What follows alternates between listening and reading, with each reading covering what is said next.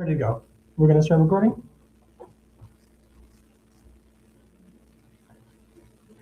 Okay, good afternoon, everyone. This meeting of the General Governance Committee is being held virtually. This meeting is being live streamed and may be viewed online at ajax.ca/live. Friendly reminder to all participants to please mute their microphone while not speaking. As we can tell, there might be a slight delay as we are kind of trialing this technology completely virtually for the first time, so please bear with us. And just from to council, we'll be kind of enforcing the 5-minute speaking rule because there's a lot on the agenda. I will now call this meeting to order. We'd like to begin this meeting by acknowledging that the land on which we gather is situated within the traditional and treaty territories of the Mississauga. More specifically, the Mississaugas of Scugog Island First Nation, signatories of the Gunshot Treaty of 1788 and the Williams Treaties of 1923. This land is and will continue to be home to the Indigenous peoples. Let us acknowledge the mistakes and traumas of the past through authenticity and support truth and reconciliation. Let us engage and celebrate Indigenous communities by being leaders of action and acknowledging the United Nations Declaration on the Rights of Indigenous Peoples and the Truth and Reconciliation Commission's recommendations towards truth and reconciliation. Let us keep these principles close as we continue towards truth and reconciliation and as we move forward with kindness and respect as a community. To council then, any disclosures of pecuniary interest? Seeing none, we'll move on. Can I get a mover for the adoption of the minutes on March 9th, 2026? I see Councilor Bauer, thank you. Any questions, comments, concerns? Seeing none then, we'll start the vote.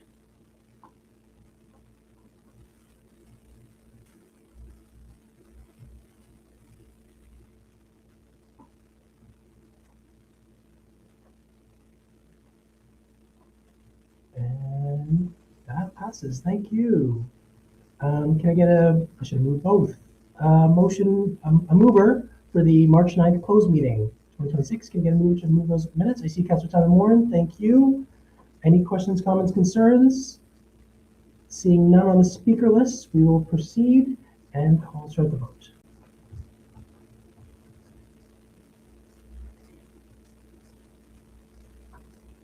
And start the vote.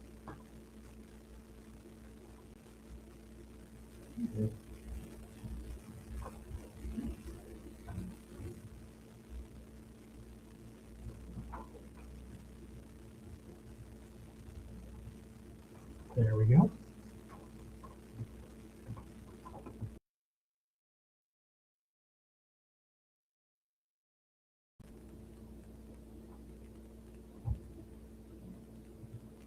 That passes. We have an updated list of agenda items that are pulled. The following items are pulled. We have 4.1, 4.4, 4.5, 4.7, 4.8, 4.11, 4.13. Can I get a mover for the balance of the agenda, please?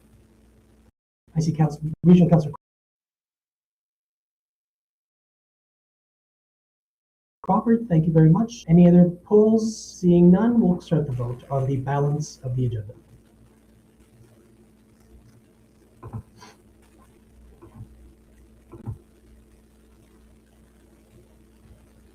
And that, oh, we're missing one more vote.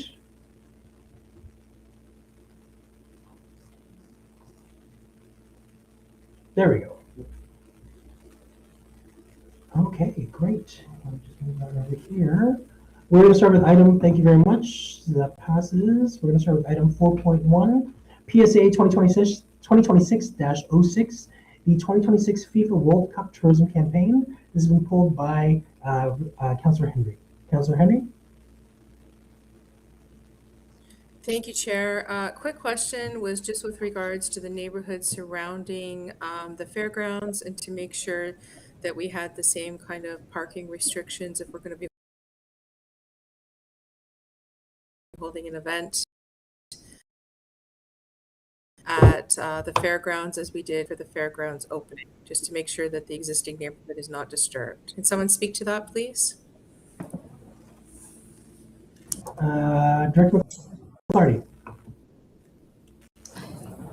Good Afternoon, through Regional Councillor Sterling Lee to Councillor Henry. This kickoff event is not anticipated to be at the scale of the fairgrounds opening. The attendance we are anticipating is upwards to between 500 and 1,000 people, compared to the fairgrounds, which drew approximately 5,000 attendees. As a result, we're not implementing those formal restrictions that we saw the last time. However, we do intend on doing direct communications through a letter to all the neighboring houses in the area. And we also intend on doing a special invitation to them to encourage them to walk over and cycle over as they can. So in essence, we are not planning the shuttle service or any on-street parking restrictions that we had in place for the fairgrounds opening. Sorry, I met with, I'm not going to name the staff member, one of your staff earlier today, and I was under the understanding that the street would not be closed. I understood that, but I was under the understanding that the parking restrictions that happened before would happen again. Is that not the case? That is not the case. So what happens if we have issues within the existing neighborhood? How will that be dealt with? Because 500 is still more than, like, as we know, ARC is separated into three parking sections as is, and other events are still occurring during that time. There's a parking section for each door almost, and there's very little parking for the fairgrounds. So that is going to spill over into the neighborhood. We're not, like, I'm concerned about it. Are you not concerned about it? Are we not going to give some kind of relief for the residents? 500 vehicles is still 500 vehicles. Through Councillor Nancy Henry, yes, we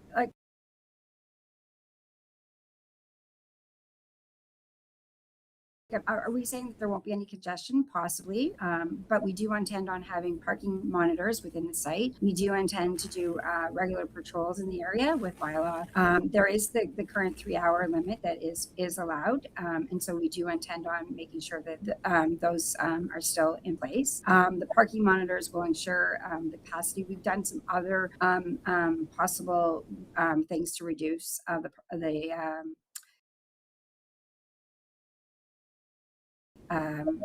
or provide relief in the parking area, including the fact that we've booked off the gym within the facility itself. We're not allowing any other meetings to take place. So we are looking at all of those possible. Okay, so I'm hearing what you're versus saying with extending the regards to the facility. restrictions for That's this really type good. of I'm not really event. concerned about the facility itself, but that's good to hear. So when we talk about the parking and the 3-hour restrictions, meaning we'll have more bylaw officers in the area, correct, for that time period?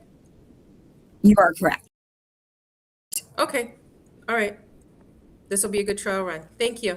That's all I needed. Thank you. Councillor Bauer. Thank you, Deputy Mayor Lee. Good afternoon, everyone. This is Deja Vu to 2020 and the COVID-19 solution to our meetings. I just had a question. First of all, I think this is so exciting. Thank you very much for putting together this report and for bringing forward some great ideas. I just wanted to ask for a little more information. It's page 24 of the agenda, the pop-up events.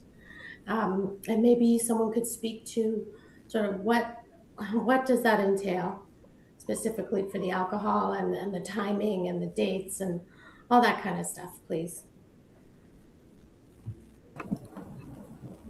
Director Migalati.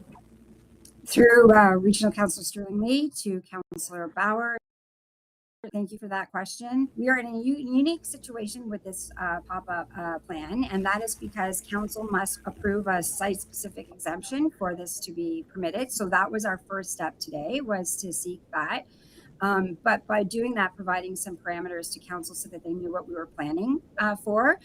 If we do work with the current vendor at the site, we would be working with them on possibly 2 Canadian games and 1 other possible game.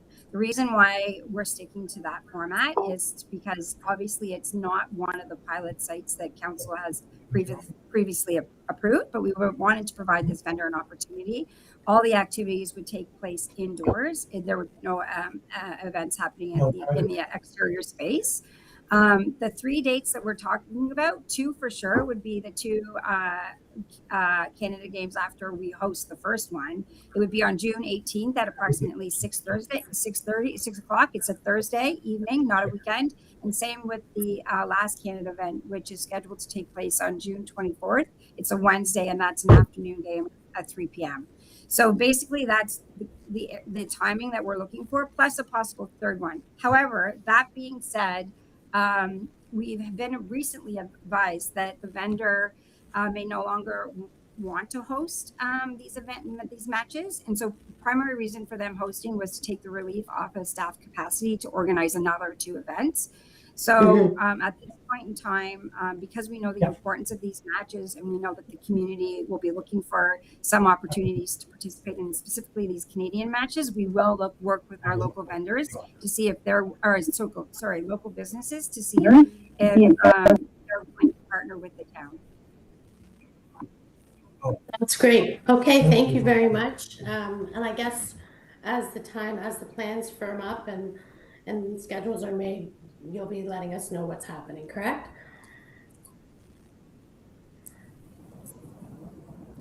Through Councillor Blauer, you are correct. And then we also intend to have this great calendar that exists to provide all the opportunities to the public. Thank you very much. Looking forward to it. That was my question, Deputy Mayor Lee. Thank you. Thank you. Sorry, you guys can hear us talking in the background. We're just working on some AV issues, but I think we're getting through it. Councillor Henry for a second time. Thank you. Just to clarify, Director McClarity, when you spoke about may not want to host, because I did have concerns if there was going to be a host game, a host viewing party down at Rotary. So just to clarify, that is off the table now. I don't have to bring up all those questions. Through Councillor Bauer, we are still, through Councillor Henry, we are still seeking that site-specific exemption for 2 plus the 1 in case this vendor changes their mind within the next few days. We're still trying to negotiate that. This was to seek council's approval for that site exemption to the municipal policy, our municipal alcohol policy.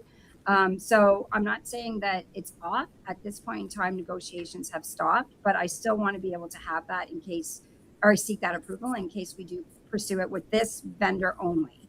If the vendor still opts not to proceed, we will be looking to local businesses to support and partner with. So then I do have to note my concern. When we looked at doing something with alcohol policy before with regards to Rotary Park, we did have some communication from the community that they didn't want to have the alcohol that close to where children are playing. And before, the concern was having strangers come into the community from Durham region, be that, well, even people in our community, and be that close to the children's play area. But now we're talking about bringing in strangers from other countries, possibly to the that close to the children's play area for viewing parties. So again, it's a community concern that was brought to my attention. I don't know about other councillors, but I'm not as inclined to want to see that down at Rotary Park. ARC sounds fabulous. We have enough distance from the children's play area. But for this particular vendor at Rotary, it's exactly right beside the children's play area. I've not heard of anything that's going to be put into place for precautionary measures to keep that separation in place. There's been nothing that I've heard. Is there a plan in place for that? Through Councillor Henry, this would be an indoor event, a pop-up. I think some of the other scenarios were outdoor events, similar to what we're going to be hosting down at Paradise when we were talking about it. This is exclusive to this site only. Again, capacity is very limited at this particular site. Of course, we'd have the same measures that any that's required with any SOP, including security and extras employees down at that site. All those measures would be put in place if this vendor were to pursue this opportunity to partner with us. So indoor only, no outdoor patio?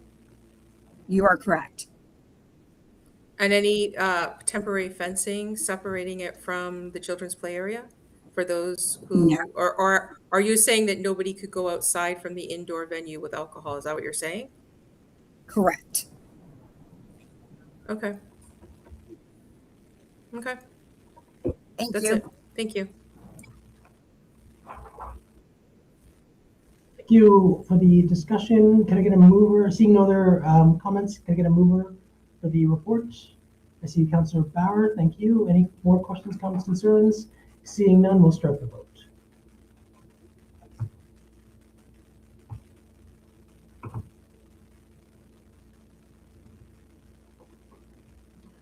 Waiting for Councillor Bauer.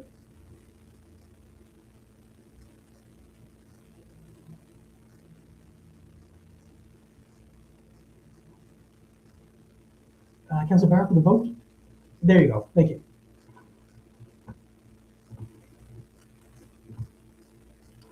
And that passes. Thank you. We are now on to item 4.4. That's FIN 2026-06, the 2025 Development Charges Reserve Funds, the Treasurer's Annual Statement. This is pulled by Regional Councillor Crawford. Regional Councillor Crawford. Thank you, Chair Lee. Can you hear me okay? Yeah? Can you hear me? Oh, good, good. So my first question, and I have passed Yes, we this on to can. staff. I'm sorry, what? Okay. I pass these questions on to staff so they. Sorry, I'm going to remove myself. What? Am I good to go? Sorry. Let me reset. Just so council knows, I'm going to remove myself when I'm not speaking. It seems to be causing a delay on our side. Regional Councillor Crawford, you're doing great. We can hear you loud and clear. Please, your 5 minutes starts now. Thank you. Just so you know, I passed these questions on to staff so they would have the heads up before the meeting. The town deferred the $7 million in DCs in 2026. What percentage of the total DCs does that represent in 2025? Through the chair to Regional Councillor Crawford, that's about 90% of the total DCs are deferred to a future date. Okay, that's a lot. So what risk exists then if the residential projects are delayed beyond 2028? Would we have enough cash flow for the current projects? I'm guessing not. So through the chair, the risk of delaying beyond 2028. So these projects, so you're all aware, they're rental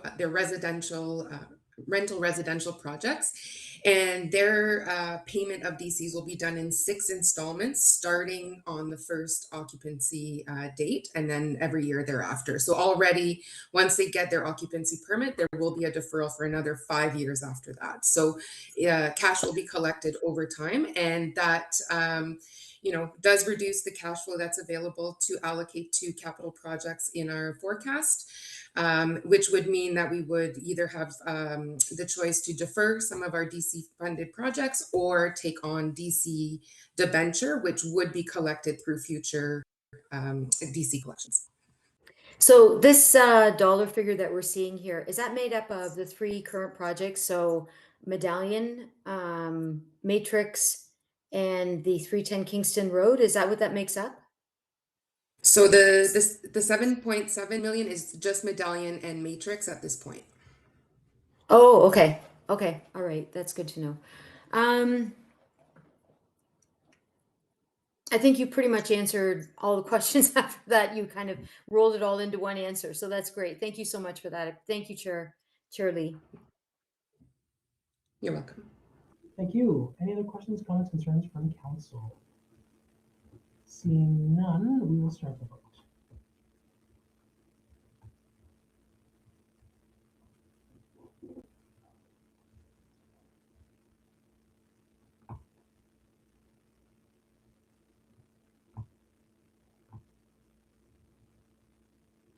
Regional Councillor Crawford, do you have another comment? No, I just wondered if you needed me to move it. Yes, we did. 100% you did that. I'll move before. it. Yeah, Thank sorry. you. I was trying to catch it before that. Apologize. No. We're juggling literally 19 screens right now, so we appreciate that. Okay, we are on to the next item, which is, I believe, 4.5. Let me just pull that right here. Thank you. That is FIN-2026-08, the 2025 operating results and year-end reserve allocation. That was moved by Mayor Collier and Regional Councillor Crawford. Not seeing Mayor Collier, so we will go straight to Regional Councillor Crawford. Thank you again, Chair Lee. I'm just wondering what the main drivers were to allow the town to end up with a surplus in 2025. What happened? So through the chair to Regional Councillor Crawford, some of the major revenues that weren't anticipated included, we received about $2 million in WSIB rebates from WSIB's declared surplus. So that is revenue that was not anticipated at time of budgeting, and it did assist with offsetting some of the pressures that we were feeling. The other pieces are the tax penalties and interest were higher than budget, and that was to the tune of about $1.7 million. Another thing that contributed to the surplus is the interest earned on short-term investment. We did not contribute those to capital reserves as we typically would have in the past to help offset some of these pressures that we were feeling. And those are some of the major items that have helped reduce the surplus and also help us set some funding aside as well to deal with future pressures. So the winter certainly impacted our budget this year because of the volume of snow and the length of time that it stuck around. Have we ever considered putting in a specific weather-related reserve, even just a small contingency reserve to be able to, I mean, climate is like all over the place these days, and we might not need it, but then when we have winters like our past winter, we have a little bit to fall back on. So through the chair, that is definitely something that staff have discussed in the past. Our current stabilization reserve does allow us to use the funding that is set aside in that reserve fund to deal with weather-related events if we had needed to use it. So the stabilization reserve under our current policy needs to be topped up to about 5% of our net revenues, which is what we've used our surplus this year to do. Just to make sure we have sufficient funding to deal with economic uncertainties, winter control events, and things like that into the future. I think we used to call it a rainy day fund, wasn't it? I don't think it was ever called that. To be honest, well, but, yeah, we do know that there are financial fluctuations, and we do not want to pass those temporary fluctuations off to a future tax increase. So that's why we maintain a reserve for those specific situations. So with the decline in the building permits, the parking fees, casino revenues, Lexicon, how exposed is the town in their operating budget? What I can say is that we do try to best foresee and mitigate impacts on our operating budgets.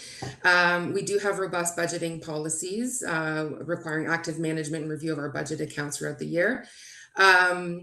The costs and revenues that are determined to be one-time in nature, we typically don't budget for those because we know they're not recurring. We deal with those through our operating budget management policies. And we don't want to count on one-time revenues and put that into our budgets in the future if we're not certain or fairly certain that those collections won't happen. The town has also not used Casino Ajax or Lexicon revenues in funding our operating budget. So when we experience fluctuations and decreases in those amounts, in those collections, our operating impact and our tax rates is not directly impacted by that. So we have a bit of leeway and some time to make up those revenue shortfalls.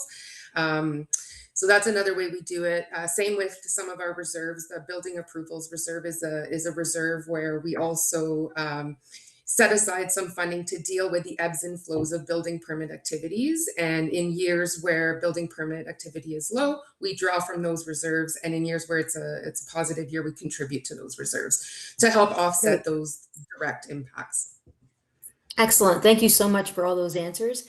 I'm happy to move it, Chair, when the time comes. Thank you. Thank you. Moved by Regional Councillor Crawford. Just my quick question to the Director of Finance. 732,000 against Yeah, that against our overall budget, that's pretty much a bullseye, is it not? Like, what were our previous years? Was it roughly in that range, or is it drastically higher, drastically lower?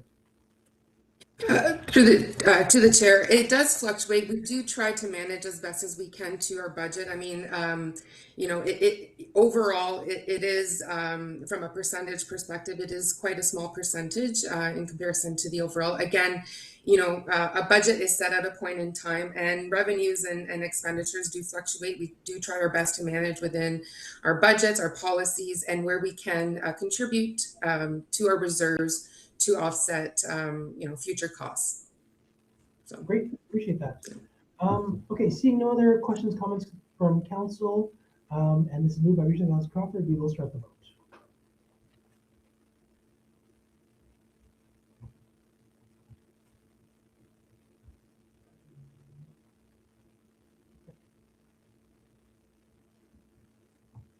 And that passes, thank you.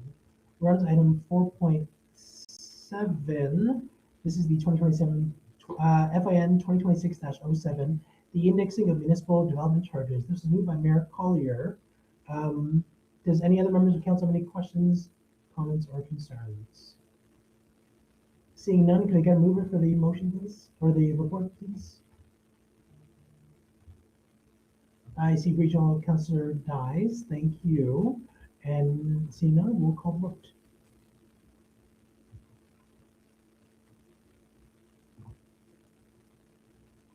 Oh, I have to vote.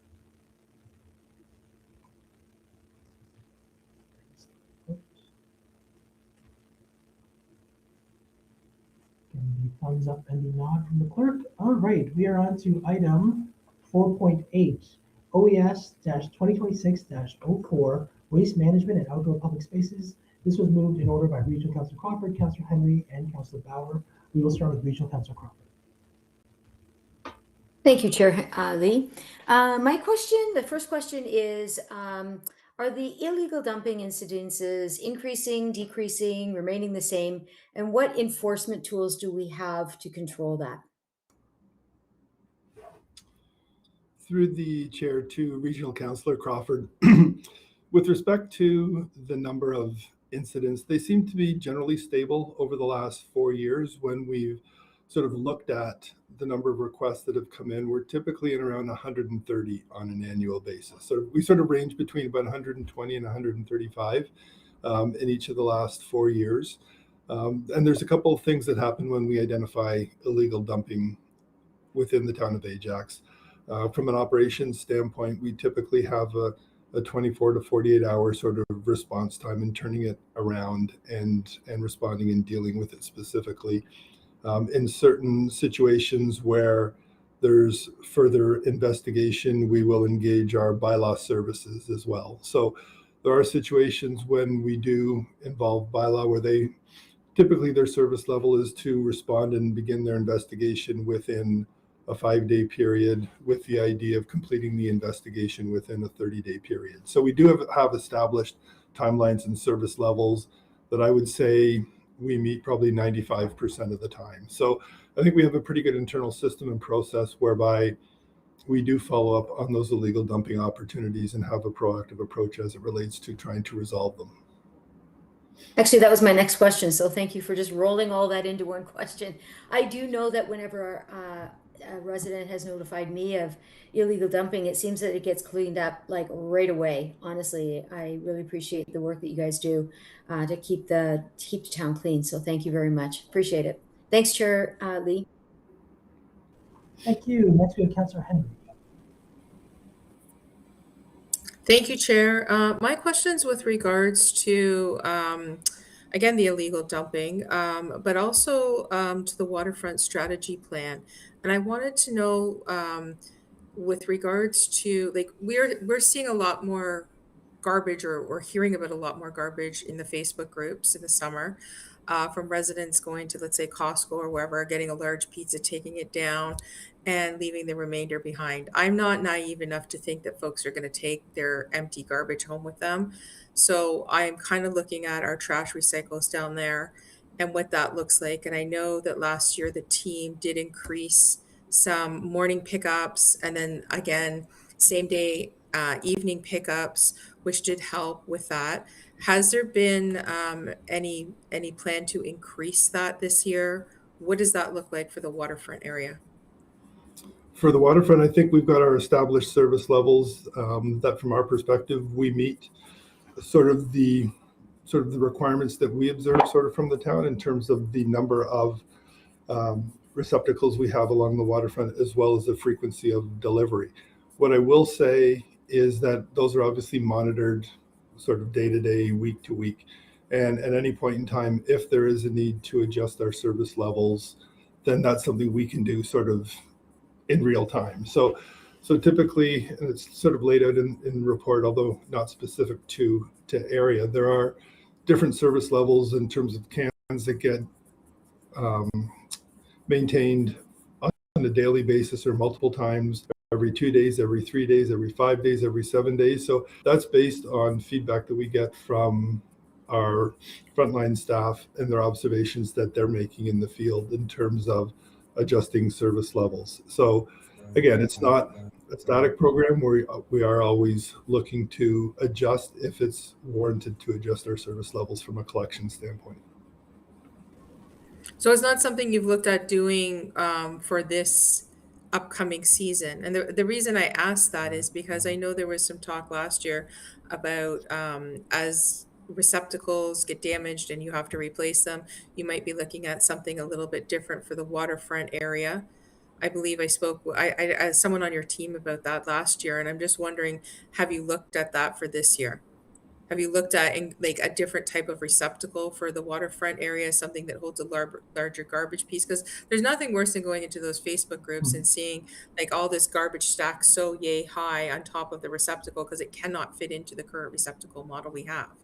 Whereas when I go over to Whitby and other lakeshore municipalities, I'm seeing different styles of receptacle models that are containing and holding all the garbage in it.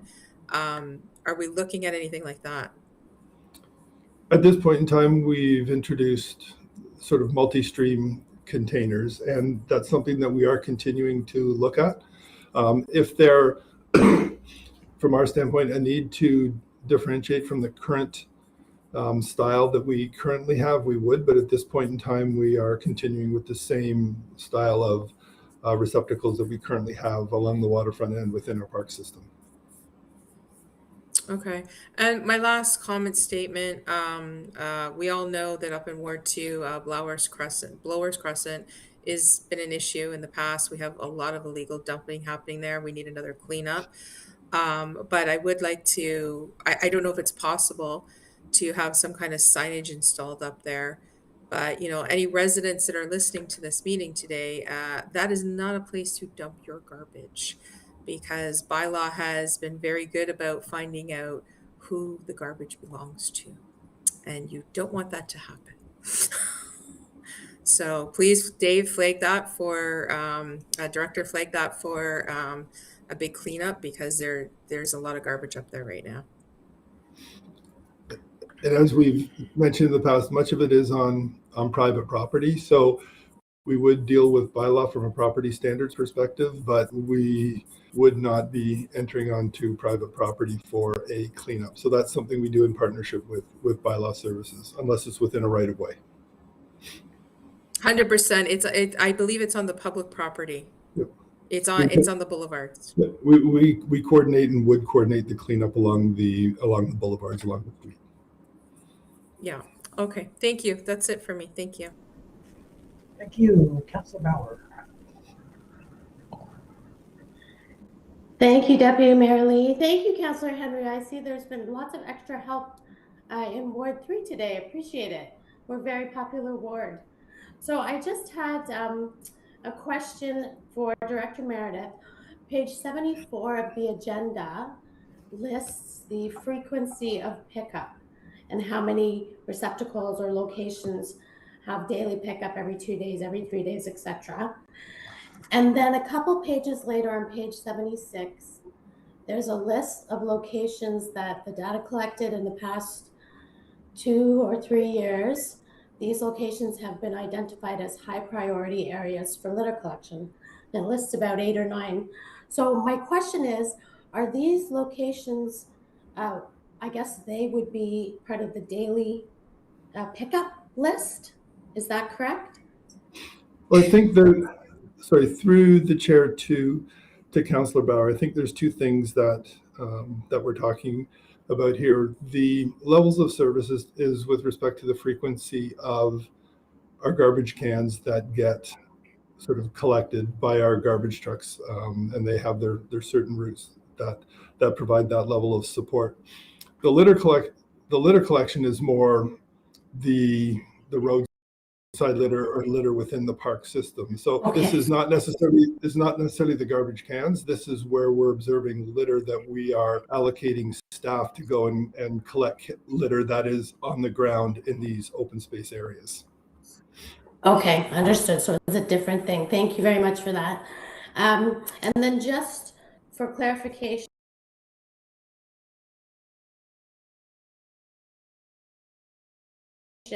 regarding pickups along the waterfront during the summer, when it's very popular to hang out there. I think the last time I checked, there's receptacles every half kilometer along the trail. And but what I think I heard you say is that the garbages are collected, but if there is bins, if there are bins that are overflowing, we can request. Correct. I think what we would do is if correct? there are bins that are increasing more frequently and we need to adjust our levels of service to pick them up more frequently, then that's something that we can look at through our sort of resources that we have specifically on weekends.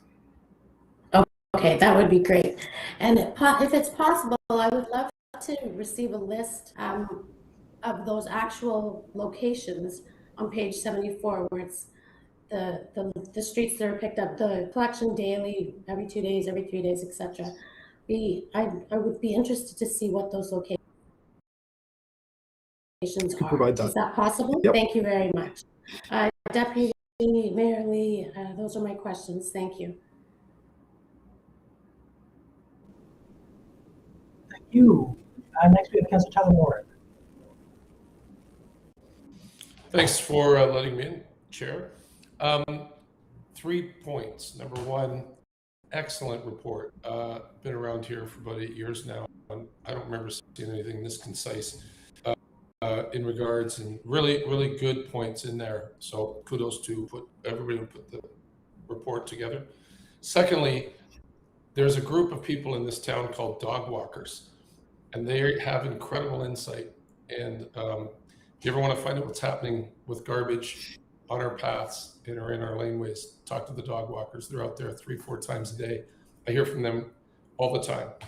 So, and here's my question. In laneways, I had asked just the other day, staff, for a dog waste, pet waste dispenser in a laneway. And I was told that it wouldn't warrant the laneway that I was talking about because the cost of the waste dispensers that go into the ground are very expensive. I believe in the report it states they're about $12,000 each.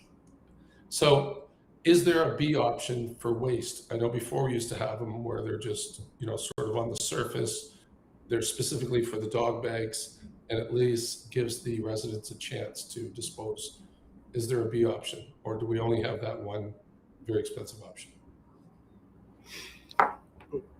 Through the chair to Councillor Tyler Morin, with respect to the pet waste containers, we have the locations. They are generally located within our parks and open space system. We've identified they're either in sort of our community parks in proximity to our leash-free parks, and it is something that we will be looking to introduce as needed on a future basis as we redevelop our parks, as we introduce new parks, as we introduce new leash-free parks throughout town as well. So there will be additional infrastructure that's added, and it's not just the cost of sort of the one-time capital cost of acquiring the containers themselves. It's also the operating costs that go with each of these facilities on a daily basis. So I'm not sure when you say laneway that would generally meet the locations that we typically look at for a pet. Are you talking like a vehicle laneway? If I may give a little more information, it's a walkway, and it's specifically between Ravenscroft and Heathersley. Sorry, Adley. There's a small walkway, so a laneway is, as you say, is the wrong terminology. And in that walkway, there used to be a pet waste container, and now there isn't because it was being abused, or I think it was the garbage. It was quite a few years ago, early first term here for me. So sorry, like 2019, 2028. And now there's the little pet waste. This is probably needs to be taken offline, but the little pet waste bags all on the ground that are always there. So the residents are obviously saying, hey, can you put a pet waste thing? So whoever's doing that can put them into the hole, but it, you know, less expensive. I have a few thoughts on people that would leave pet waste bags sort of at a location where there's no bin, but that's As a I do, separate Director. comment. Strong. So what I would say is that we would have pet waste containers in close proximity to that location that those residents could take advantage of. I know as we look to introduce new parks, whether it's Westney Heights Park, whether it's some of the other parks that we will be looking to redevelop in the area, not only this specific area, but other parks around town, that we will be adding new waste containers for pet waste that, in my mind, should be convenient for residents to have access to. Okay, just to close the loop here, but do we have, or will we have, a more affordable option? Like, you know, if we had a $500 container or a $1,000 container, we could do 24 containers. Is that something on the horizon, or are we just going to stick with these? Those ones are great, they're just really expensive. I would say at this point in time, this is the form of pet waste containers that we have in town. We've not contemplated anything else at this point in time. Okay, thank you. To be continued. Thank you, Chair. Thank you. Next, we have Regional Councilor Dyes. Thank you, Mr. Chair. Did we not, Mr. Meredith, also used to put out information about, you know, picking up after your dogs and taking your waste home, which would eliminate some of these problems we're seeing?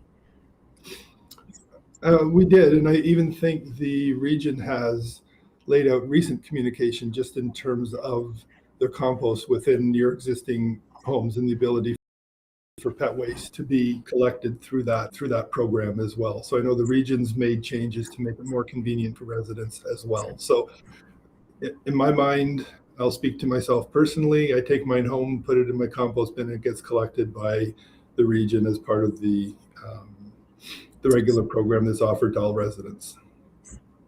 And I agree, maybe we have to, I guess, push that information out a little more, but it's very helpful for the dog waste. But there's many people that do pick up their dog waste and take their bags home. And I think we need to promote that more and more. We could put a lot of garbage cans out, which costs money and costs, you know, time for staff to pick them up and just, you know, get rid of that waste. But really, it's not a big issue if you can take it home and put it in your green bin. So can we do some more promotion on that? That's something we can definitely look to do. I'll speak to sort of our team here as well as corporate communications in terms of what we can do to convey that information perhaps more clearly or in a better way than we currently do. Well, that would be great because it is an increasing problem. And, you know, what goes into the ground goes into your water. So I'm always kind of aware of that. And it worries me particularly where the leash-free area is right on the creek. So thank you. Thank you, Mr. Chair. That's going to keep me up awake at night, Regional Councilor Dyes. Can I get a mover for the report, please? I see Councilor Bauer, thank you. And we will start.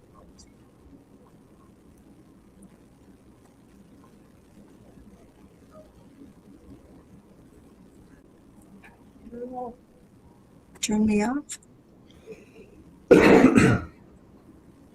Yes. Give me a second. There you go. There we go. All right. We're doing great, making great time. We are now on to item 4.11, OES 2026-02, the 2026 Corporate Asset Management Progress Report. This is pulled by Regional Councilor Crawford.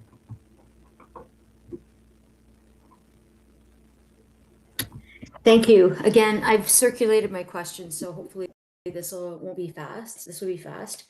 The report identifies $40 million at a very high very high risk asset category. What would that be made up of? What projects or what part of the asset management plan would that be made up of? Director Meredith? through the through the chair to Regional Councillor Crawford, of the 40 million, I'll break it. The two highest components or asset classes relating to that would be approximately half of it is related to facilities, of being almost $20 million, and approximately 10 million would be associated to sort of the road network. And just sort of at a fairly high level, the primary driver on the facility side of things is the Ajax Community Center. So of the, just under $20 million that we've identified in need of replacement, a large percentage of that ties into the ACC. And I guess depending on where we go with the ACC renovation project, as a project like that would unfold, it would deal with a lot of these asset management items. So again, if we didn't go ahead with the ACC renovation project in the future, we would be dealing with these through the capital budget. But when we have our larger renovation projects, you can quite often deal with or address many of the asset management related issues, which I would expect a large percentage of this to be taken care of through a larger capital project. With respect to, it just gets lumped into one project then, basically. Right. So when we talk, sort of when we would present something like the Ajax Community Center, we would talk about other projects that takes off the books for us having to do and budget separately, sort of through the annual capital budgeting process. With respect to roads, some of the larger drivers are some of our roads that we currently have within the immediate forecast. So there's approximately $10 million in what we would deem to be high priority roads, and primarily Harwood Avenue, sort of south of Bailey Street, is one of those, as is certain sections of Roslyn Road. So again, we know both of those projects are budgeted for moving forward. So again, we will be addressing a large dollar value component of what's identified in terms of sort of replacement need. Just a couple of others are Salem Road, north of Taunton Road, is another one that's been identified in terms of not being in the greatest condition, sort of requiring some improvements. So we do monitor sort of the level of service and the pavement quality index that council endorsed through the asset management plan. And you'll see many of the roads that are currently identified that comprise approximately the $10 million of priority road related projects are identified within the next 3 years within our capital program. So then that isn't those projects aren't necessarily paid for in full by the infrastructure levy, correct? Could some of that money come from DC funding? This money is typically not dealt with through development charges. Okay. They are sort of existing infrastructure that requires basically our existing non-DC reserves or discretionary reserves to fund these sort of asset replacements. So what will happen is the infrastructure levy increase, the annual increase that council's endorsed over the last couple of years, allows us to deal with these priority projects and will help deal with these deficiencies sort of in the near term as we have and apply the percentage increase to the asset management related reserves. Perfect. Thank you.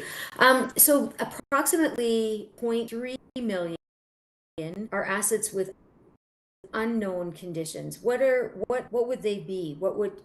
Do we ever intend to identify them, or like what would be in something like that? So we've moved quite far along in terms of having our asset management plan being reflective of asset conditions that are based on conditions and not age. There's 3 or 4 areas that over the next year that we should have everything condition-based as opposed to age-based. So a couple of examples are streetlight poles, right? So right now we've got an age of those, but we will have them more individually assessed from a condition perspective.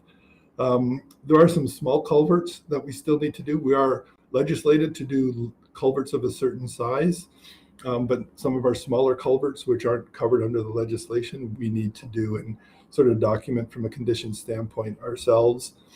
And then the other is more just some of the outdoor recreation items, whether it's benches, bleachers, tables, those types of assets that we have in the park system that, we haven't gone individually and assessed them from a condition standpoint. But those are really the 3 primary areas. Sorry, and there is a 4th one, which is sort of our walkway lighting system. So that is something, and those 4 areas sort of represent that 0.3%. And we do have a plan over the next 1 to 2 years to have those assets all migrate to condition-based as opposed to age-based.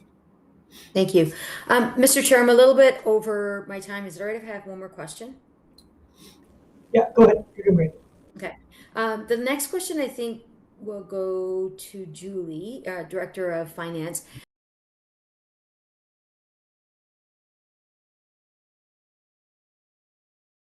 We have infrastructure levy. Through the chair How much have we to Regional currently Councillor collected, and how Crawford. much of that is So tied up to in date, investment? since 2023, we have collected $16.3 million from the infrastructure levy. That levy is actually not invested. It's not part of the investments. It's used on an annual basis to fund our capital program. We will have an investment report come forward to the next council, but all of our funds are invested, whether it's in equities or through high interest savings accounts. So I will say any funds that aren't currently being used from a cash perspective are invested. Okay, thank you so much. I appreciate that. Thank you, Chair Lee, for the lenience. I appreciate it. I'll move it whenever, if I'm the only one talking, I'll move it. No, we actually have Councillor Bauer next. Councillor Bauer. Thank you, Deputy Mayor Lee. Not a question, just a comment. Regional Councillor Crawford already sort of touched base on it. For the total replacement value of assets, I'm looking at page 116 of the agenda, with an unknown condition reduced from 2.2 million in 2024 to only 0.3 million in 2025. This was accomplished mainly through targeted physical inspections.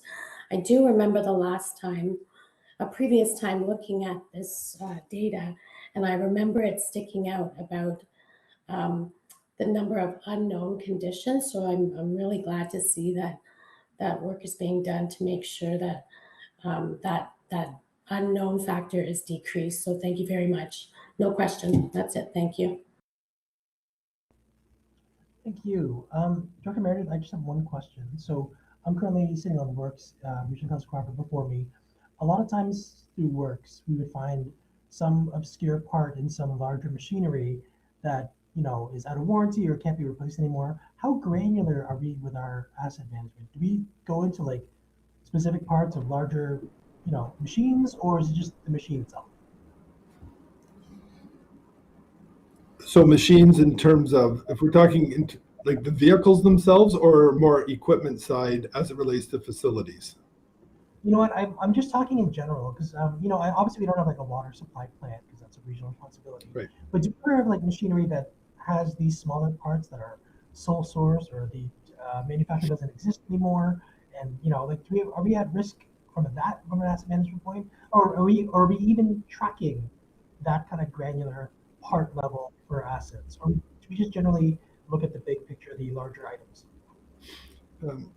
Through the chair to Regional Councillor Lee, we do get fairly granular. We do our building condition assessments and audits. So when we look at our facilities, we do go not down to the nut and screw, but to the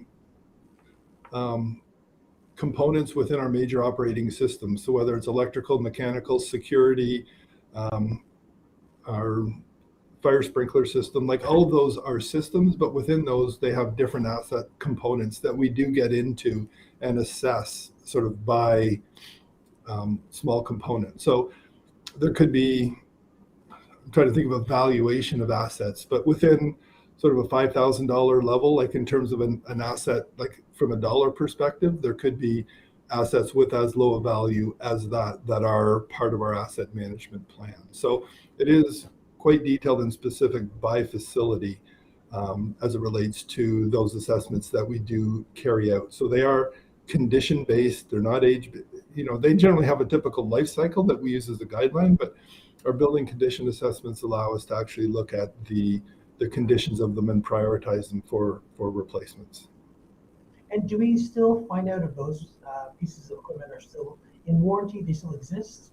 Or, if the company doesn't exist anymore, we need to now buy the newer machine because XYZ part doesn't exist anymore. Do we check that kind of thing or no? Yeah, typically when we're looking at the asset replacement, they are outside of their warranty periods. We will look at, as we replace them, there are some things that we have corporately where they may be single source for a variety of reasons, but I would say most of them are competitively bid. I do think when we look at one of the important components on an asset replacement as well is also using the sustainability lens, right? So when we are replacing, whether it's something relating to heating and cooling or electrical, quite often there's more efficient systems that are in the marketplace now that we would look to as opposed to a like for like replacement. So I would say This was moved by Regional Councilor Crawford. Any questions, comments, concerns from council? And I also have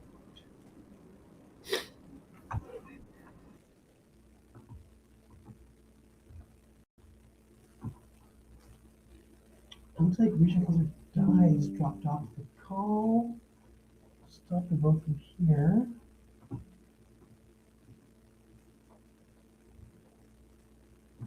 I know we only have one item left before the presentation. We're actually going to take a 5-minute recess, everyone, just to make sure everyone can connect properly. So just, it's 1:58. Let's say everyone back by 2:05.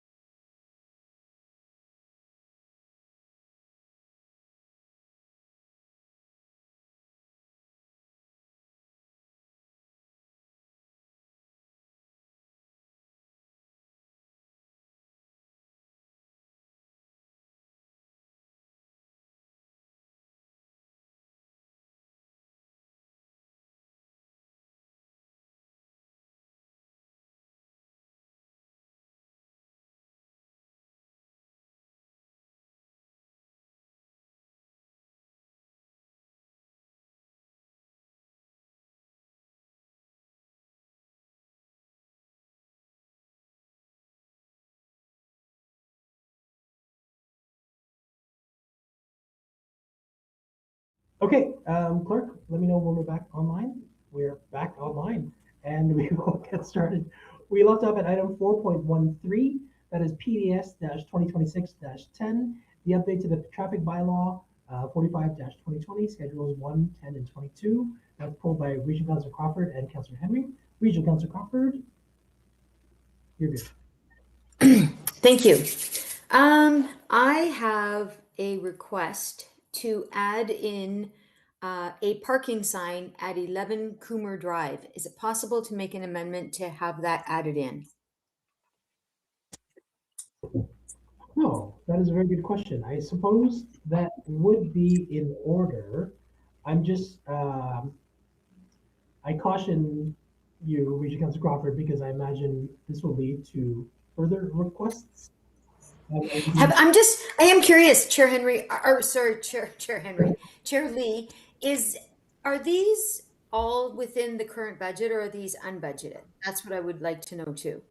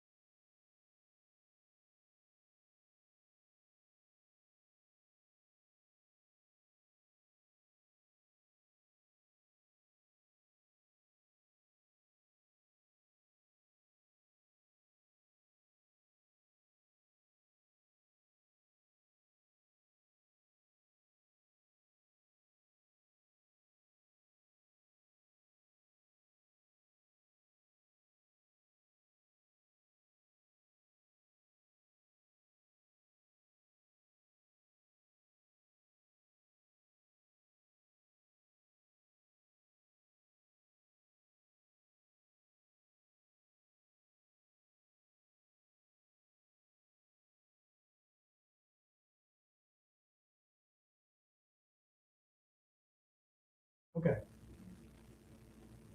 Okay, thank you everyone for your patience. We are going to get through this. We're back to Regional Councilor Crawford.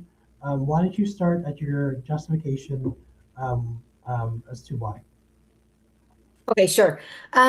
So I understand and respect that, you know, throwing something onto the floor now is can cause greater issues. But I have been working on this literally since before the last budget and the last bylaw manager.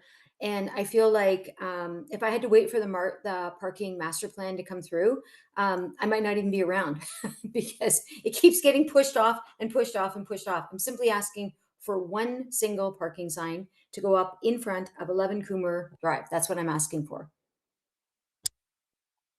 Yeah, through the chair to Councillor Crawford. I'll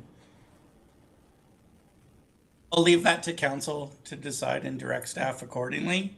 I just would caution, like, that location specifically. Yeah, that location.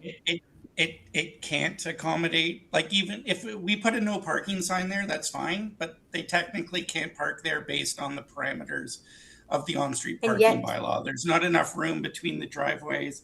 It's on the bend. It doesn't meet a whole bunch of the performance standards. All this would be is a signal that you can't park there, and I guess that's what you're looking for at the end of the day. I'll let council direct us accordingly. Yeah, and I fully understand. I fully appreciate it. And yet the amount of times that bylaw has gone out there, the person who is continuing to park there fully does not understand or appreciate the location. So. Sure. Okay, Regional Councilor Crawford, I'm going to come back to you. That's okay. I'm going to let the other two That's fine. Because we need to, thank you. And I'll bring you back in. Thank you. I'm sorry for being difficult. I'm not trying to be difficult. No. I'm trying to say, I can't wait till the next parking plan. The cleanest way to do this procedurally. So let me just hear from everyone else first. We'll go from there. Councilor Henry. Thank you. Yes, I agree with the next master parking plan and waiting for it in the budget, out of the budget, moved away. I agree with that fully. So my question is page 15 of the report. When I look at this, I'm looking at, and excuse me, I am having trouble seeing it, but I do believe I am seeing it correctly. The map with the legend with the green and the purple. And I'm seeing it coming off of Roslyn, going up Standardville for both green and purple. And also part of Hearst, in the south part of Hearst, coming around the corner, going north, and then making a right and going on Hearst towards Church, I believe it is. So when I look at this map, and correct me if I'm wrong, but I'm seeing roughly 24 houses from where it goes up north on Hearst, curves around the corner and goes towards Church, from where the 40 zone is going to be till the end of the street. And I'm wondering why the 40 zone stopped there before McCluskey, and why not continue it all the way down, all the way across going eastbound towards Church, because we got cars flying in and around the corner up there, coming down like the Indiana Speedway and something, you know, you're going to see a Ferrari doing, and then coming down Standardville and going towards Roslyn. And if we're reducing speeds there anyways, why aren't we just reducing that whole street of Hearst? Why are we stopping 24 houses from the corner? Through the chair to Councillor Henry, I can get the exact details related to you know, whether there's parameters or minimum, maximum requirements, but I'm assuming it's because it's within a certain distance of the school. Standardville also is a different classification of road than Hearst, so there might be different standards related to that. But I can follow up with Deval and get you some information related to Hearst specifically and why we stopped and started it there. It's clearly outlined in the reports, 165 meters north of Standardville to 160 meters south of Harrisview. That's where the 40 limit is going to be implemented. So there must be a manual or some technical guideline that's guiding that decision. And it's also strictly related to the school safety, community safety zone. So it's probably those are why the parameters are in place, we wouldn't expand it beyond or just continue to add a long street into infinity or however long it was. We'd have to make a decision based on I'm that not community asking safety zone for, or school zone. yeah, I'm not asking for infinity here, respectfully, but we have that zone, that area.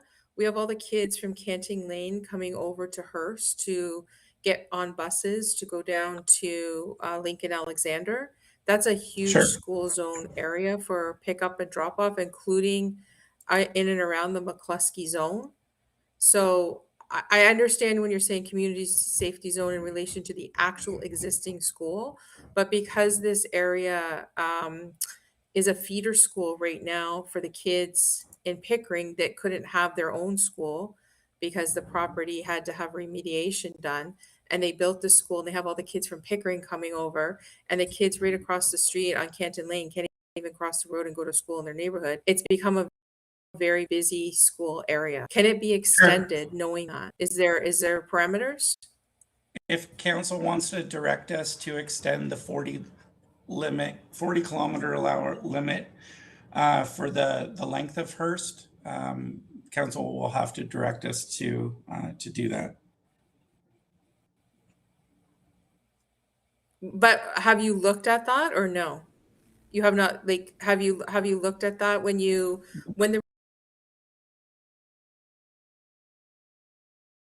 What report we was done? Have you proposed looked at is, where the well, bus stops first of all, are? through the chair to Councillor So you're Henry, cutting out. we didn't circulate this to the school boards and figure out where the bus drop off and pickup is. You know, in my personal opinion, I feel people should be walking to school as opposed to getting bused to school or driven to school. That aside, what I'm hearing from you is that you'd like the 40 kilometer an hour speed limit extended for the full length of Hearst Drive to Church. So if that's council's direction, we'll take that direction accordingly if that's approved by council. Okay, so when we go back to motions, Chair, maybe throw that one in there because it's 24 houses from the corner. In what I'm hearing from the community and the speeding in that area, it would be beneficial to extend it to the end of the 24 houses. And I would caution And, through the chair to Councillor Henry, we want to make sure that we're Yes. mirroring the school zone and the community safety zone as well. So that may be the reason why the 40 kilometer an hour zone is stopping where it is, because we can only go so far from schools, etc., or traffic calmed or community safety zone requirements that dictate that. So you can definitely make the motion, we can look at it, and then we can report back. So when we talk about mirroring, and I will take my next question, when we talk about mirroring, we know that this particular school is, and we've talked about this, is the one that has no parking on either side of the street. And that's not done in any other school zone on Hearst. And I've requested that not be the case because we've started with like basically a pilot project on the school that's not mirrored in all the other schools. So when we talk about mirroring and making sure it is as such as other schools, that's a good point you've brought up with regards to mirroring. So I know this is not, we're not going to address this in this meeting, and I've been told, hey, wait for the master parking plan, but that's been pushed out again. So this is the only school that I'm aware of in the town that has the no parking on either side of the street. So I would like to put that motion forward to go to the end of Hearst with the 40 and have that on the floor when the time comes, Chair. Thank you. Thank you. We're going to just go to Councilor Tyler Moran and then we will go from there. Thank you. Councilor Tyler Moran. Thank you, Chair, for the work you're doing and for letting me in. My question to Director Romanowski through the chair is on McGill, as per the list of streets that have all these cool things happening to them. On McGill Drive, between Sullivan Drive and Dominie Drive, my request is that we add no parking signs along that stretch. And I will give you just a quick 30 seconds of insight. that's a downhill McGill there. Most of us lived in Ajax lots of times, know it well. When you're coming westbound from Old Harwood, approaching Sullivan, it's quick. People are down there. It's cumbersome. You're going to ride your brakes. If there's pedestrians around, it's extra cumbersome. So to have parked cars sometimes on both sides really makes it tough because it tightens it all up. And residents who live there are trying to back out of their parking spots, like their driveways, and it just becomes a big mess. So I know there's a procedure, I know there's protocols, but I wanted to ask the question and then at the very least, put it into the record. Thank you, Councilor Moran. Director Romanowski, no comment needed because it's just we just a request. But is it the same answer as you gave Councilor Crawford, original Councilor Crawford, correct? Oh, fair enough. Is that through the chair to Councilor Tyler Moran? You're asking for no parking signs on both sides of McGill between Dominey and Sullivan? That's correct. I guess if council wants to direct us to look at that, we'll take that direction. Again, we'll have to evaluate it. There's a parking bylaw, on-street parking bylaw that we would have to reconcile and look at what that looks like. But if that's council's direction for us to look at that, and if it's approved by council, we'll carry out that work. Follow-up question. But again, I would reemphasize, like, a lot of these things are going to be dealt with through the parking master plan. I know Councillor Crawford and Councillor Henry have brought that up. It's not approved in the budget. It is in the forecast for 2027.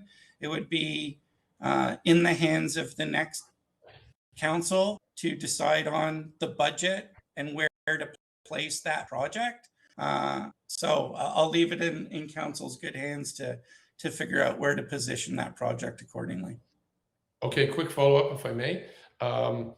Is it only going to be considered, in other words, recognized if council requests it? Or is this something that our friend Mr. Pendia would hear this question and say, hey, let's look into this, and actually there is a problem there, and it would come from staff? Or is it only going to be considered if we prompt?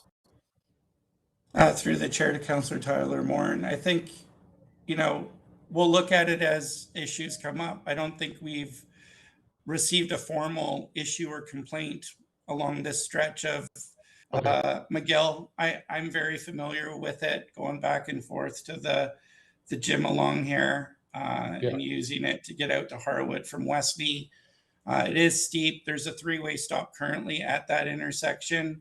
It is a busy street with lots of on-street parking, driveways, etc. There's also active bike facility, on-road bike facility on both sides of the road. Again, literally, my concern comes down to sign litter, having so many signs out there that nobody knows what they're supposed to be used for. Also, when you measure it up against the on-street parking bylaw, how many people can really park on this part of the street if we're really applying? Can't park 15 meters from an intersection. Can't park in front of a fire hydrant. Can't park within 1 or 2 meters from driveways. So we'd have to assess that to determine where is the real parking spot here and where can't we allow someone to park, right? You might say, oh, both sides of the street, you could fit 10 cars here. You might only be able to park 2 cars physically on the street based on the parameters, right? So we have to look at all that. Yeah, exactly. In other words, we have to look at all that. And I know I keep talking about the parking master plan, but the overall objective of that future project is to look at all of this stuff, whether it's schools, streets, permit process, municipal parking, cash in lieu of parking, like the whole everything, the whole kit and caboodle when it comes to parking. What street should have on-street parking versus not on-street parking, permit parking, no stopping, looking at the schools holistically. As I've explained to Councillor Henry in the past, you know, schools, all the schools in town have, you know, over the last 40, 50 years have evolved. There's been several people that have sat in that transportation role, different standards, different streets, different, they're all unique situations. So not one school's just like the other. So really the parking master plan is where that work needs to take place so that we can comprehensively go through it in a comprehensive and you know, diligent manner. Okay, thank you, Chair. Thank you, Council, for your feedback. So we've kind of put Director Romanowski in an awkward position with a lot of these questions and amendments. And, you know, like I would argue, as chair, would also argue that these amendments should probably come as notice of motions anyways, as they had previously, but I also don't want to shut down discussion. So here is my suggestion. I would move myself to defer this to council. Let us ask our respective questions to planning, give them the time to pull up any legislation, pull up any kind of studies, pull up anything else that they can answer without putting on the spot right now, and then kind of going from there. And we can just discuss this at council. Again, I'm not trying to shut down discussion. I understand, you know, people like Regional Councilor Crawford have been waiting for a very long time with this, but I'm also uncomfortable, you know, we just inserting this into a traffic bylaw just willy-nilly. So that is what I suggest. I've not put the deferral on the floor. We have Regional Councilor Crawford first. So, you know, I can appreciate that you know what you're doing. I do appreciate that, and I'm happy to. If it's waiting for council, I'll wait for council. It's 2 weeks. It's been over a year now, so what's another 2 weeks? I'm simply asking for one sign, though. We're not talking, and it's not even really a budget issue because there's a stockpile of signs, of no parking signs in operations. It's a matter of a stick and a sign and put it up. That's it. But I'm happy. I did send this request to Deval. I don't know, or Mr. Pendia. I don't know if he's not here or whatever. So I did put the request in, or the heads up. So I apologize if he's not here and he didn't get that. But you know what, if that makes it simpler for you, I'm happy to oblige by the deferral. Again, it's 2 weeks. It's already been a year. But I just want to make sure that, like, at council, when we go to move, am I putting a motion in now? Because it's already too late for that too. No. So again, we're not voting on 4.13. 4.13 will come back to us and it'll say referred from GDC, and then it'll show up in the minutes we'll or in do the agenda. Amendment piece by piece, Okay. because I get it. No, I get exactly where you're coming from. But as suspected, your one sign has now led to 2-3 Of other course. changes, and so I just want to make sure we deal with this as fairly and give staff enough time to digest this. Okay. Yep, I'm fine. I'm okay with that. I'm not going to argue with that. Appreciate Okay, it. thank We you. have Thank you, Councilor Henry next. Hi, yes, I can wait till council, but I just don't want to hear at council that I can't do this on the council floor. No, I'm telling you right now. I mean, I'll probably be the one chairing council meeting. We will bring this up. Each amendment, I would suggest you do them separately as opposed to a group, and then council can then decide any sort of amendments they wish to do. More to the point, those who don't have any requests may want to include their requests at that point. So I just want to make sure we're giving everyone a fair, adequate amount of time. I would suggest, again, not forcing, but anybody who has these amendments, please filter them to staff so they can come with the proper data so we can all make the best decision possible. Yeah, that's not a problem. And I mean, like, this was in the report. I am simply, it was going to happen whether Regional Councilor Crawford asked for this no stopping, no parking, whatever this sign is, regardless, because it was in the report and it's literally 24 houses away from the corner to stop that. I don't want to see folks flying around the corner at 50 and then slowing down to 40. That neighborhood is filled with kids. So, but I'm also, again, Director Romanowski can now come with any sort of legislative, notes if they exist. Sure. Yep, Thank that's you. fine. No other comments. I appreciate the discussion. Sorry, Councilor Henry, did you want to come back in? Oh, no, sorry. No. No, let me click it then. Oh, very good. You're good. Okay.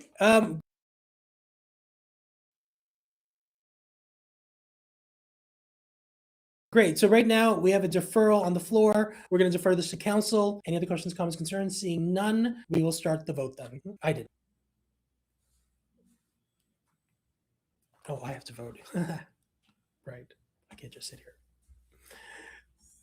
Council, appreciate that. That passes. Okay, great. Thank you. Moving on then, where 4.14 has already been moved. We are on to presentations. We're on to 6.1 PDS-2026-09, the Environmental Sustainability Project and Program Status Update. We have Director Romanowski. I believe you're introducing Mr. Richardson, correct? Yes, thank you, Chair. Yeah, I have Cam Richardson here to go over his yearly environmental sustainability and climate change update. It's his 6th annual, so you've probably heard a lot of this stuff in some way, shape, or form, but this is really just bringing council up to speed on all the great stuff that Cam's group's been working on this year and coming up, and kind of just keep looping in council on all the sustainability projects. So Cam, I'll turn it over to you.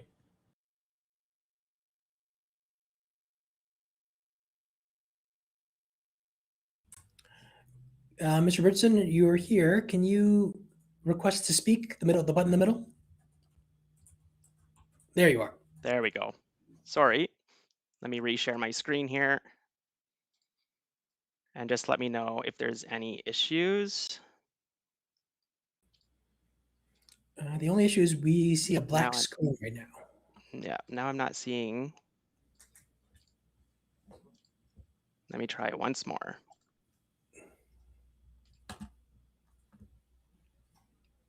Now I'm not seeing my PowerPoint Yeah, neither way. screen. Can you send this to clerks and clerks? Nope, we can't do it that way. I'm so used to. You want to try one more time, Cam? Yep, I'll stop sharing and try again here. Maybe I'll close my PowerPoint and reopen as well. Cam, I assure you it's been a day of turning it on and turning it off again. Yeah, we haven't done this for a while, so. We've never done this period in this format, so.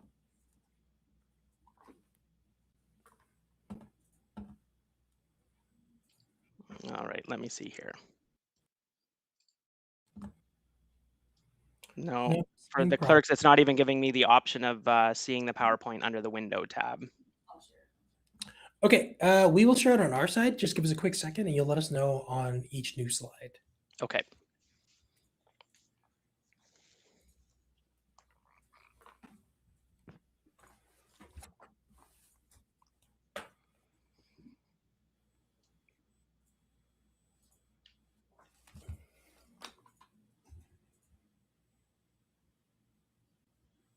Is that you?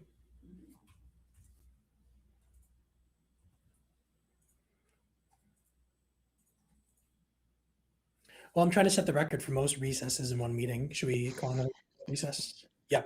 Okay, it's 2:35. Everyone can join us back at 2:40, and we will try and work out these difficulties. Appreciate everyone's patience. We will get through it.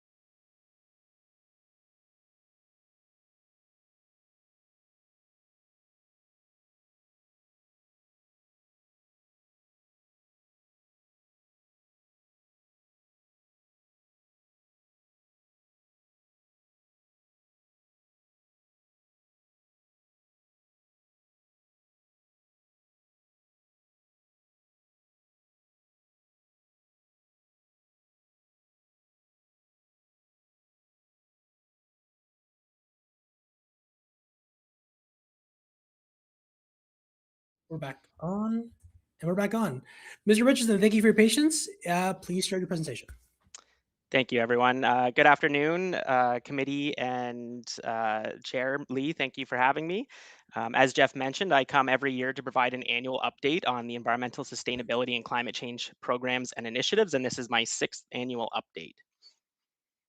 So as always, I kind of focus my staff report and this presentation on going through the different sections that we focus on throughout our work plan. And that is mainly climate change adaptation and resilience, specifically through our Ajax Climate Risk and Resiliency Plan, our climate mitigation work, and that includes our energy management as well as GHG emissions targets, our waste diversion initiatives, and then other initiatives such as sitting on external committees as well as some of our education and outreach.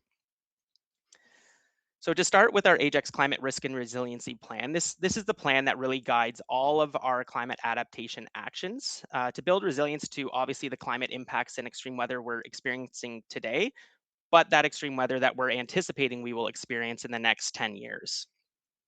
So as you may recall, early in 2025, my team completed the 5-year update to the ACRRP implementation strategy. And really, we undertook this update because we wanted to ensure that emerging trends and new information on climate risk and vulnerabilities were incorporated into the implementation strategy. And we also wanted to do some deep stakeholder and community engagement and consultation to help find any perceived risks, actual risks, and how the community feels towards climate resilience. At the same time, we released our first ever 5-year progress report that highlighted a lot of the great work that had already been implemented as part of this plan. And when all was said and done, the implementation strategy update was approved by council, and it identified 10 new action items that we're implementing, as well as 1 amended action item. A big part of my team's work over the last several years, and council has seen many presentations based on this work, is our wetland restoration projects. So over the last several years, we've completed major restoration projects, namely at the Carison Wetlands site, as well as the Audley Wetlands site. We've completed a small wetland restoration in the Lower Duffins watershed, about 1 hectare size, and we have a big future wetland restoration coming up on the former Annandale site. So starting in 2026, we are also undertaking a pretty significant tree planting initiative. We will be planting approximately 28,500 native trees and shrubs across 20 acres, almost 21 acres of our wetland restoration sites. So that will take place mostly throughout 2026 and also into the spring of 2027. And it's really to improve habitat quality, habitat connectivity, and also helps with other initiatives like air quality and water retention as well. So it's just part of our larger restoration goals. Another major focus of ours over the past several years has been invasive Phragmites management. So again, these are those really tall reeds that you may see driving along major roads within Durham region. They're usually 6 to 10 feet tall or can get even taller, and they grow in thick bunches. So they've been named one of Canada's most damaging invasive species. So it's a big focus of ours in town of Ajax and across the region to manage these. We have an ongoing management program within the Lower Crothers watershed, and we will be continuing that this year with more strategic management of those populations. As well, we continue our successful biocontrol program that we've partnered with U of T on to help use biocontrol agents, in this case, 2 different moss species, to help control this invasive species. In 2025, we started a new collaboration with the University of Waterloo, and their researchers are coming into our management sites to conduct soil collections to really look at the native seed bank within that soil, with the hopes that what's left, the native seed bank left in that soil after we manage these invasive species, can actually regenerate on their own, so that we can grow native species in those sites. And as of early 2025 as well, we are an active member on the Durham Region Phragmites Management Area Working Group. It's a very long title to explain a group across the region of municipalities, government agencies, conservation authorities, indigenous groups, and utility and transportation companies that are really trying to manage Phragmites on a regional level and not just on a local municipal level.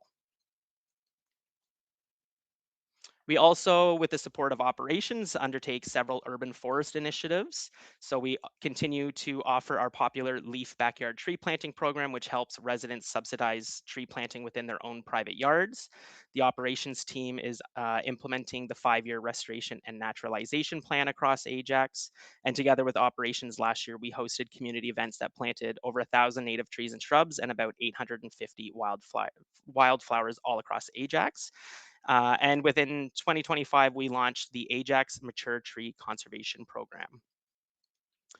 So that program is a rebate-based program, really meant to incentivize proper maintenance of privately owned mature trees within Ajax. So what we were hearing from the public was it's essentially the same price to remove entirely a mature tree that it is to have a qualified arborist come and prune and maintain that tree properly. Costs can typically run $1,000 or more on some of these large trees. So cost was really prohibitive for Ajax residents to complete some of this work.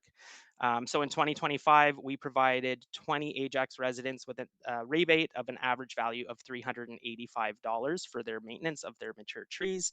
This program is fully funded through a tree compensation fund, so non-tax revenue.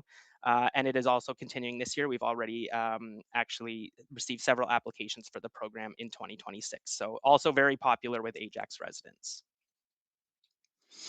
Now to move on to some of our energy initiatives, you'll have noticed in your agenda package today that there's attachment 1 of my staff report, which is the annual corporate energy report. So we've attached the report for 2025. I'll just note some very high level achievements within that report. I do encourage everyone to read that in detail. It has a lot of really great information and detailed analysis within that report. But really it highlights our completion of both the corporate net zero emissions plan as well as our support for the completion of the Ajax District Energy Feasibility Study. Both of those studies were included in Council's strategic plan as an action item. It shows that we were recognized through the Durham Greener Buildings Awards for 2 categories in 2025, namely the Impact Award for our Battle of the Buildings initiative. It talks about how we've implemented the Energy Cap Carbon Hub here at the town of Ajax. It's an automated and integrated GHG analytics and reporting platform. It helps obviously track our GHG emissions on an annual basis, but also helps us report to the province, which we are mandated to through legislation. And a really cool point that's highlighted within the report as well is that compared to 2024, we saw a 35% increase in EV charger usage across the town in 2025. If we compare that to usage in 2023, it's actually a 170% increase. So it shows that I think more residents and companies across Ajax are transitioning their fleet to electric vehicles. As such, our chargers are being used much more frequently. And here's a very quick snapshot of some of the information that's included within the attachment. So if we're comparing to 2019 levels, since 2019, we're seeing almost 11% in electricity savings at the town of Ajax and 13.5% savings in natural gas. The solar PV systems located at the Ops Center and Greenwood Pavilion generate over 130,000 kilowatt hours of electricity every year, which is roughly $90,000 to $100,000 worth of electricity. And if we compare our overall energy costs in 2025 compared to 2019, we're actually saving over $162,000 on an annual basis in terms of energy costs, which is really great considering that energy cost has increased every year since 2019. Now, if we look at our overall GHG emissions, compared to 2019, we see massive savings on our natural gas systems. However, we see a pretty major increase of 370 tons of CO2 equivalent in our electricity emissions. And you may be asking yourself why that is, because we've saved almost 11% of electricity compared to 2019. And this graph on the lower right really shows why. So back in 2019, our baseline year for GHG emissions, the grams of CO2 equivalent per kilowatt hour produced in Ontario's electricity grid was hovering just over 20 grams. If you fast forward to 2025, we have almost tripled that carbon factor of our electricity grid. We are now well over 60 grams. So when we're comparing GHG emissions of our electricity use in 2025, the emissions are much higher than they would be in 2019. And as you can see on that graph, the province expects that emissions factor to continue to grow into 2027, 28 until an eventual dip as new nuclear generation comes on board. So we're expecting that emission factor of Ontario's grid to continue to increase over the next few years, which obviously has a huge impact on our GHG emissions. In terms of waste diversion initiatives, we have a few that are housed within planning and development services. So every year we host our annual staff drive that collected this year, or in 2025, 390 pounds of textiles and 650 pounds of e-waste to divert from landfill. The pet waste diversion program was expanded to an additional 2 locations, bringing the total to 16 across the town. And new in 2026, we will be hiring a corporate waste coordinator to really implement waste management planning across the town. It will take on tasks that are currently undertaken by the operations department, but then also look at waste management planning in the long term. And that position will be housed within planning and development services. And lastly, we do a lot of outreach and education in our department, but I always take this opportunity to promote our upcoming Ajax Green Living Days programs. We have some great programs this year. Some have already happened, but there's a lot coming up, including a Greenwood Conservation Area tree planting, our very popular compost giveaway, litter cleanups, as well as a very informative home flood protection webinar that's happening later. And I'd like to take this time to thank members of council as well as senior management team for all of the support. Really, these programs are implemented across the board throughout every department within Ajax. So I want to take that opportunity to thank everyone for their support. And with that, I can help answer any questions you may have. Thank you, Mr. Richardson, to you and your team for your continued vigilance. We have Councillor Henry first. Hello, can you hear me? Yes. Yeah, okay, excellent. I was having trouble hearing there for a minute. So on page, what page is this? 6 of your presentation there, I'm noticing that it is referring to wetland restoration projects starting in 2026. Tree and shrub planting will occur across 8.5 hectares of wetland restoration sites across Ajax, and Kerrison Wetlands is one of those. So I want to ask a few questions. The first question is, prior to doing this, when you go into this area, and it's a big project, I understand, I took a look at it. It looks quite exciting, actually. And I have some folks in the neighborhood that want to be part of it and help when that time comes, already telling me they want to be part of it. What does that look like for, we have some encampments in that area. And I know that staff are going to be dealing with them for another event coming up. But should they come back and reoccur, what does that look like prior to you going in and planting the trees and shrubs in that area? Is there like a visual spot check done, another cleanup done to make sure that folks are out of that area? What does that look like? Through the chair to Councillor Henry. So in the past, when we've done large scale restoration projects, it's something that our contracted workers and town staff have gone to inspect, and kind of a pre-site visit to the construction site. So if there was any encampment issues, we would follow the proper protocol, and I can defer to Director McClarty for that. For this site, actually specifically to the Kerrison wetland, it is, I would say, from a wetland restoration perspective, it's quite a small tree planting project. And really, I'm saying that because there's very limited equipment used, and all of the trees and shrubs being planted are small enough that they're planted by hand. So planting staff go out with shovels and will plant all of the material. So I don't anticipate any major obstructions to public on the trails. The work is completed during the week with minimal equipment, so no obstructions there. If contracted staff were to see any encampments, again, we would follow the proper protocols for that. And when you say not a large tree planting, what are we looking at here? How many trees, how many shrubs? Do you know offhand in that area? I believe at the Kerrison site, it's roughly 5,000 to 6,000 of that total. So it is the smallest of the 3 tree planting sites that'll be undertaken in 2026. So it's, Five you to know, it's 6,000 totals, the smallest? yes, correct. Yeah, they're just they're small shrubs in 1 gallon pots or smaller. They're not super large trees. So yeah, Mhm. that project will be completed in the spring. And the larger projects are the Audley wetland and Annandale wetland tree plantings. Significantly more trees being planted at those sites. So that's nice to hear. That's the smallest of them, 5 to 6,000. That's pretty cool, right? When we look at that, is there protection because it's right next to the trail system? Is there like temporary fencing or something put up in and around there? And like I'm asking this for a reason. There was a fire there last week in and around that area.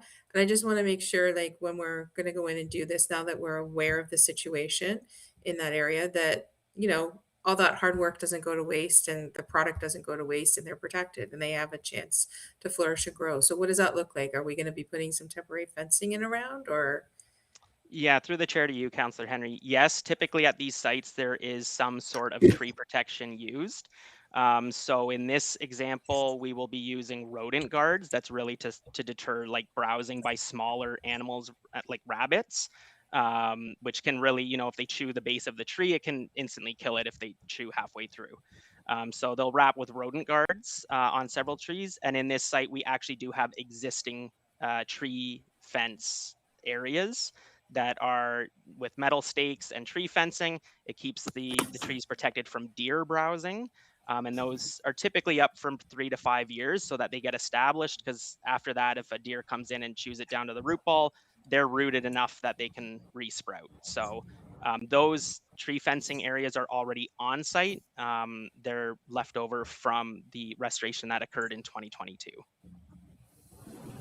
Oh, that's good. That's very positive to hear. Excellent.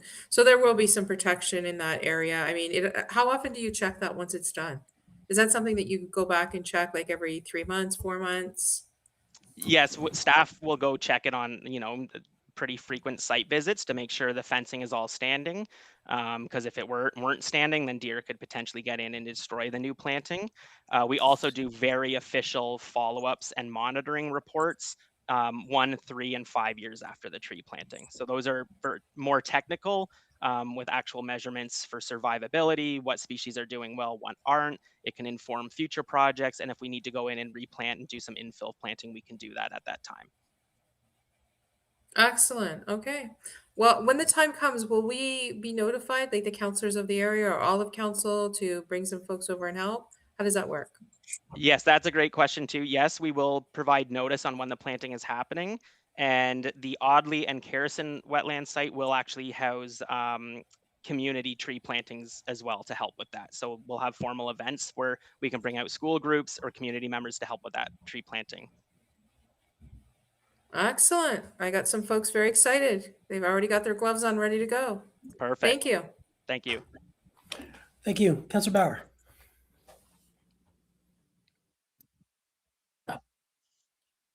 Thank you, Deputy Mayor Lee. Good afternoon, Mr. Richardson. Nice to see you. No question for you. I just wanted to comment. Love your report. Thank you for coming every year. But the Mature Tree Conservation Program that started last year, I was a recipient. I was an applicant for that program. I actually heard about it from other residents in my neighborhood who had used the program because we have many, many mature, giant, beautiful trees that need trimming and maintenance. So really love that program. I think it was very successful. I'm glad to see that it's continuing. Thank you. No question. That's it for me, Chair. Thank you, Councillor Bauer. I see no other questions, comments, concerns from council. Thank you again, Mr. Richardson and Mr. Bronowski. Thank you. Okay, we have a closed session, CDS-2026-13, ratification of, sorry, is that in there? Sorry, give me a second. I know, just making sure. Don't want to say anything I'm not supposed to. Sorry, folks, give me a very quick second as I reformat my agenda. Okay, thanks for your patience. We are on, again, item 7.1, ratification of CUBE collective agreement. To discuss, we're going to go to closed session to discuss labor relations or employee negotiations, Section 239 2D Municipal Act 2001 as amended. Is there anything else I need to say about that? Okay, can I get a motion to go into closed session then from council? I see Councillor Bauer. Any other questions, comments, concerns? Seeing none, we'll start the vote.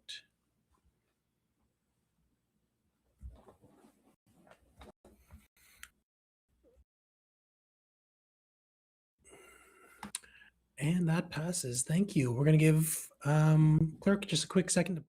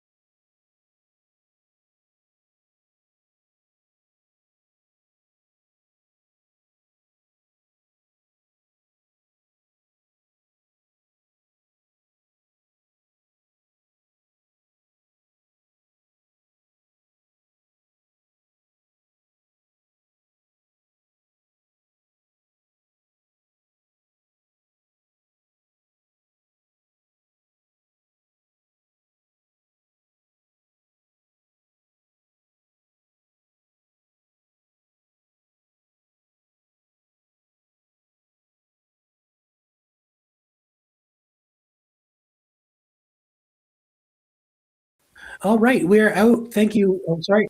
Got the point. All right, we're out of closed session. Thank you very much. So there is a recommendation on the table for CSD 2026-13. Number one, the council ratify the Canadian Union of Public Employees, COUP, Local 54 contract changes as outlined therein, and renew the collective agreement effective April 1st, 2025 to March 31st, 2028.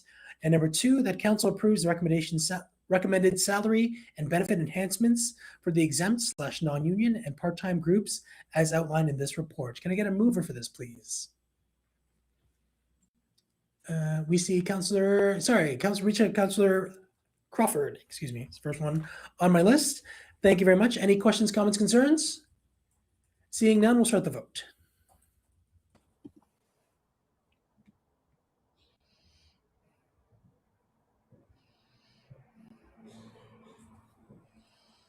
Oh, sorry, stop vote.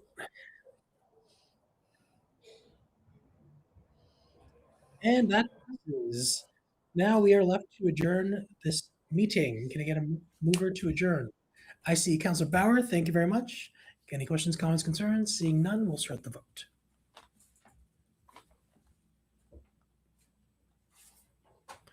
Thank you. Oh, it's okay. Don't worry about it. It passed. That's the important thing. Thank you, everyone, for your patience as you work through this. We will see everyone at council. Thank you.